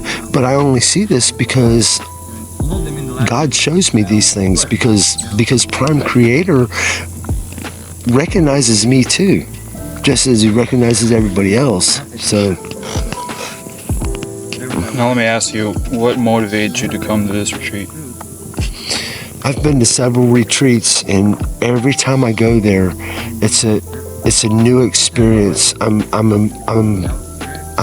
brought together and connected to my brothers, and this retreat was really intriguing to me because I've spent most of my life in nature, and I've watched what caterpillars do and how they form their chrysalis. I've actually sat there and watched them build the shell before, and then a few days later emerge as a beautiful butterfly, you know. And I get the concept, and I understand how the concept can work with us also, because in reality, we're no different. We're no different than that caterpillar. We're no different than that transmutation or metamorphosis into that butterfly. And that's where we're headed right now with all the information. You know, this day and age is a technologically advanced, you know, information highway. It's not the greatest one that we've ever, you know, been in, but the facts of the matter is we have enough technology to dig through a massive amount of information that's showing us the truth and the lie that have been twisted up for the past few thousand years. And because of that, this retreat itself was, you know, the men that were here, we all resonate off of one another in one manner or the other, and we knew the building effects and the solutions of things that are to come, and we were working on them, and we just want to help people. You know, it's just like the healing centers that are being built around the planet right now, and we want to be able to just help people with our own visions of these healing centers, and you know, move forward in all of this. And we invite people to come out to see these things, to be involved in these things. You know, every time somebody shows up that's never showed up at an event like this, okay, they walk away with more than they could ever imagine. You know, they may have emotional upheavals during the event and cry their eyes out the whole time, and they may walk away just all giddy and happy, and some people even walk away with a look on their face of conundrum, and that's like, what just happened? But that's the whole idea. The whole idea is the experience with a group and singularities of experiences, and it brings us forth into a greater understanding of the truth of all things. especially the truth on this planet right now, and it had been hidden away for a long time. So we're bringing the truth back to the surface. And when you do that, and it had been hidden away through lies and lies and lies, it sounds crazy. It sounds almost like a lie. But then when they start to discover it for themselves, then they realize that the truth is the truth, and you can't hide it. You can't bury it. It's going to resurface. It's going to come back up. And the age that we're in, the thing about me was I had already been for a long time being prepared for this, and it wasn't in just this body. It wasn't just in this incarnation. It had been the whole time I've been on this planet. That's another story. But the thing was I was born February the 7th, 1967 at 7 a.m. If you do the numerology and you do the astrological events and you realize that I was an Aquarian man, all right, with the numbers and the solutions all adding up to what I'm supposed to be doing, what I'm doing right now, then all of a sudden you see that during the beginning of the Aquarian age, because we came out of a negative age called Piscean into the Aquarian age, and in the Aquarian age there were going to be things that changed drastically and dramatically, okay, and very quickly. And when that started to happen, it hit me like a brick in the head, and I went, whoa, what's going on? And I started asking a lot of questions and started really digging deeper inside myself. And the further I dug, the more I found. And by the time I opened up the doors to my heart, I found God in the kingdom of heaven. And I was like, what? And it just and from that immersion itself back into the true divine field, the divine matrix, however you want to call it, it became more and more and more, and it doesn't stop. And all I want to do is just tell everybody. That's all I want to do. It's that age old text that comes in Ephesians that says the battle's not of the flesh and blood.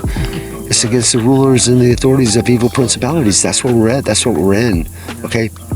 It's not really a battle though. You see, because they've already lost. So what are you fighting for?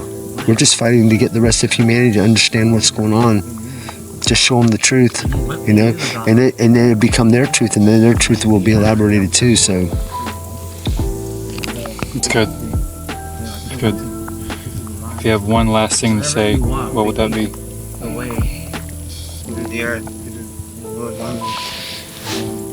Live every day like it's your last.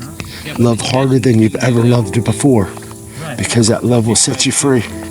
That's literally what it's about, man. So I'm glad you got to, you know what I mean, like experience have that moment. Because if not, then it's like not wasted, but it's like, man, that's where we were just there, and it's like, yeah, exactly, for sure, bro, for sure. If you want to just state your name. All right. Look at the camera. I'm Joseph Graham. Okay, I'll ask you a few questions. What motivated you to attend this retreat?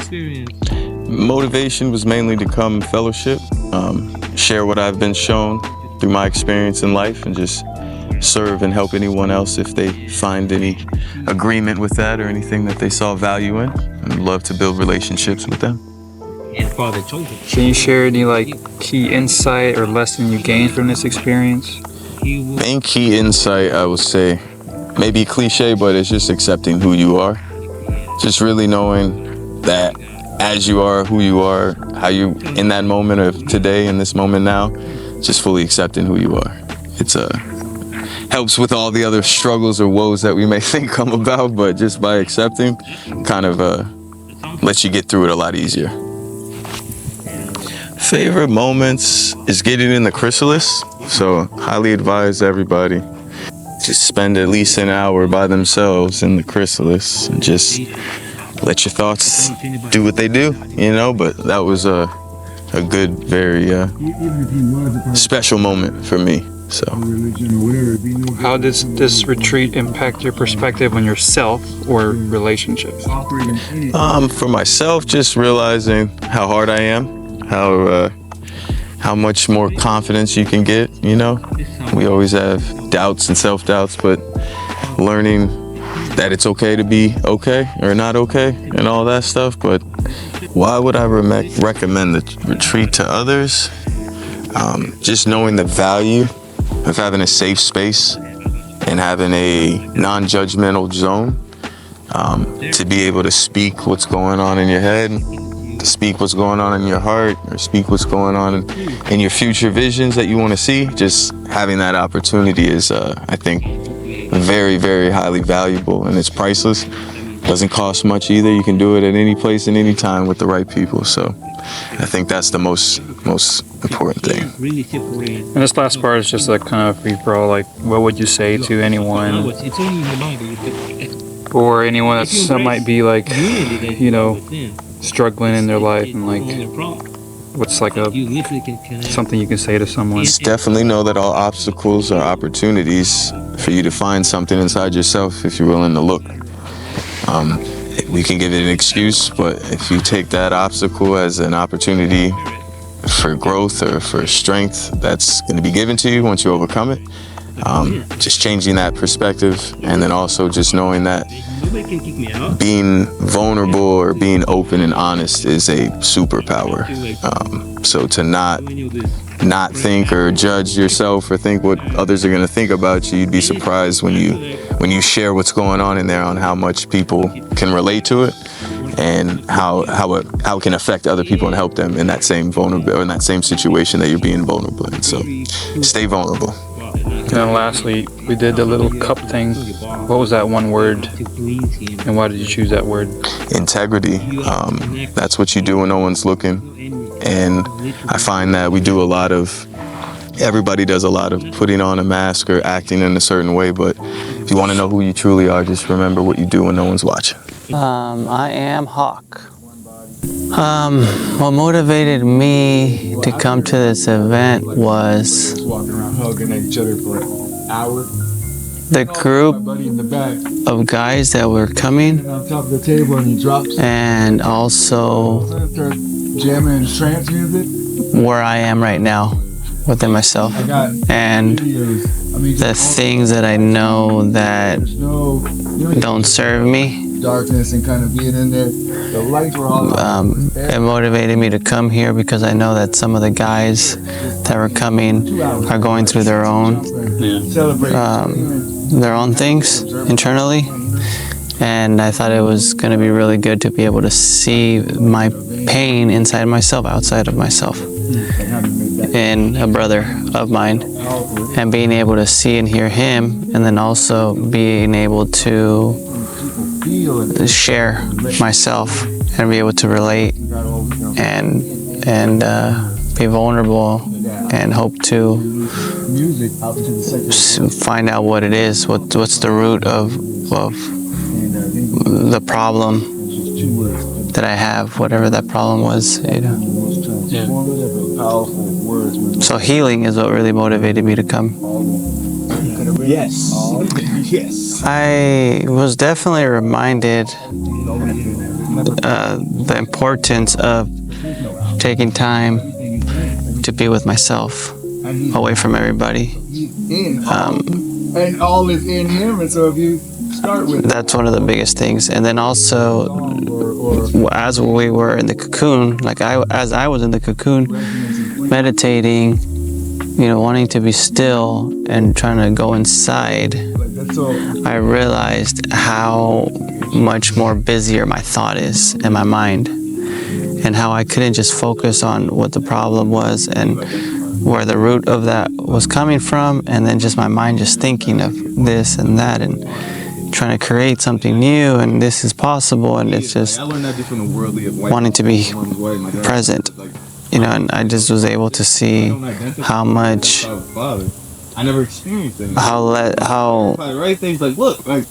much I'm not present. I got a friend I grew up with. It really, I mean, and I already kind of knew that coming into this, but it just amplified more. Like, I was able to see my thoughts a lot more, and how difficult it was to just be here in my mind at times.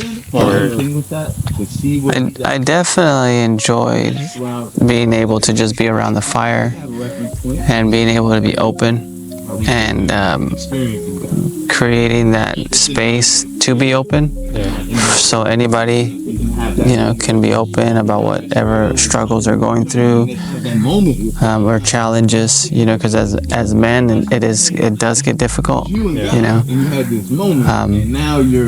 So honoring, I would say probably being able to honor everyone, and then also being honored that nothing's wrong with you where you're at. Like, it's okay that you are where you are. You know, if someone felt some kind of way, whether it's anger or judgment or hate or shame, like, if that's how you feel right now, that's fine. That's how you feel, you know. And not trying to change them, like, you shouldn't feel this way, or that's not the truth. You know, that's where the person's at, and I really appreciated that. Yeah. You love this so much. You didn't love yourself. I just told one of my friends that I would have liked for him to come, even though I was the last minute. Anyways, I came like the day before or something like that, and I was talking to him, and I know he just went through a divorce, and he wasn't able to really share a whole lot when I called him. I don't know what he was doing. Maybe he was just busy. Maybe he was just not available emotionally because of things he was doing. But I did let him know. Directly? I don't know how many guy friends you have or how many friends you have that you're able to be open with and share. Because he's getting a divorce, so I'm sure that he's got a divorce. Him and his ex-wife have the same mutual friends, and not everybody. Not everybody has a safe space. So I went ahead and let him know, like, hey man, if you ever want to call me, you don't have to say nothing right now. I just wanted to see how you were and where you're at internally. And I don't know how many friends you have that you can talk to, but just know that you got me. You can talk to me, you know. And I'm not gonna try to change you, or just, if you need to let it out, whatever it is, because we know that if we bottle it up, it's not gonna go nowhere. It's gonna make it work. It's gonna make you sick, you know. So I feel I would recommend someone coming here if that safe space is maintained. You know, for men to just, where are you at? You know, it could be anything. It could be a pornography problem. It could be mental abuse that they're giving to other people, that they're giving to themselves. It could be alcoholism, whatever it is. Anybody that basically needs a change.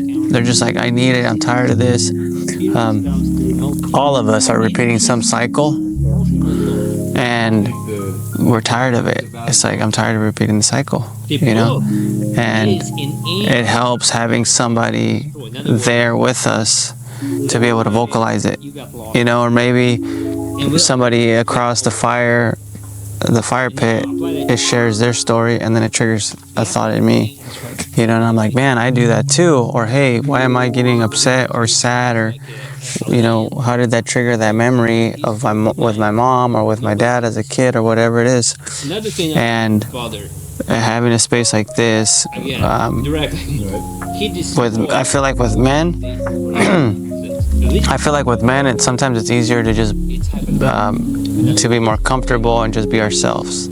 And sometimes when we're with our wives, or with our wives, it might not be that simple, which the goal is for it to be that simple. You know, the goal is that's our safe space that we go to. We don't need to go to our guy friends. Not that it's wrong, you know, I think brotherhood is really healthy, you know, when we're taking accountability and humbling ourselves of why